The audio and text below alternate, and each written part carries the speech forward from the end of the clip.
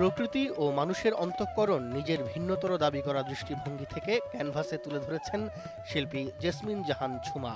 একটু দেরি করেই জীবনের প্রথম একক প্রদর্শনী করলেন এই শিল্পী। আসলে আমি সবসময় আমার ব্যাগের মধ্যে ছোট খাতা রাখি। যখনই চলতে ফিরতে মাথায় কোনো চিন্তা আসে, সেটা কোনো একটা গানের লাইন হতে পারে, কোনো একটা কবিতার লাইন হতে পারে, কোনো একটা দৃশ্য দেখে আসতে পারে মাথায়, আমি সাথে সাথে ওটার লেআউট করে রাখি কলম দিয়ে কিংবা পেন্সিল দিয়ে, যা খুশি তাই। ওইটার পরেই আস্তে আস্তে আমি সিকুয়েলটা মিলাই, যেটা এখানে আজকে প্রদর্শনীতে হয়েছে, যে দেখে মনে হবে একটা গল্প। ১৬টি ক্যানভাসে ঝুমা বলতে চেয়েছেন একটি গল্প, তা ক্রমাগত সৃষ্টি ও ধ্বংসের পথ পরিক্রমা।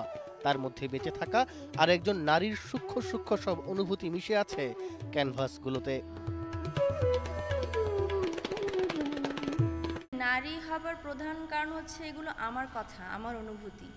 আমি আমার অনুভূতিকে ক্যানভাসে ঢেলে দিয়েছি, সেজন্যই হয়তো বা নারী ফিগারটা এসেছে। আর প্রকৃতির এক রূপ নারী, এটা সবাই বলে, ধরণী মানেই নারী।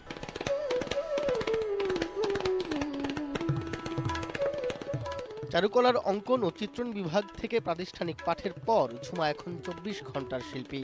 একটি দূতাবাস চালিত বিদ্যালয়ে শিশুদের আঁকতে শেখান আর নিজের চিত্রমালার ভুবনে ডুবে থাকেন। তার এই প্রদর্শনীর ১৬টি কাজের সিরিজেও রসিকদের দেখা হবে তার মগ্নতার সঙ্গে। প্রদর্শনীটি চলবে ৩১শে অক্টোবর পর্যন্ত। শিমুল সালাহউদ্দিন, ইন্ডিপেন্ডেন্ট নিউজ।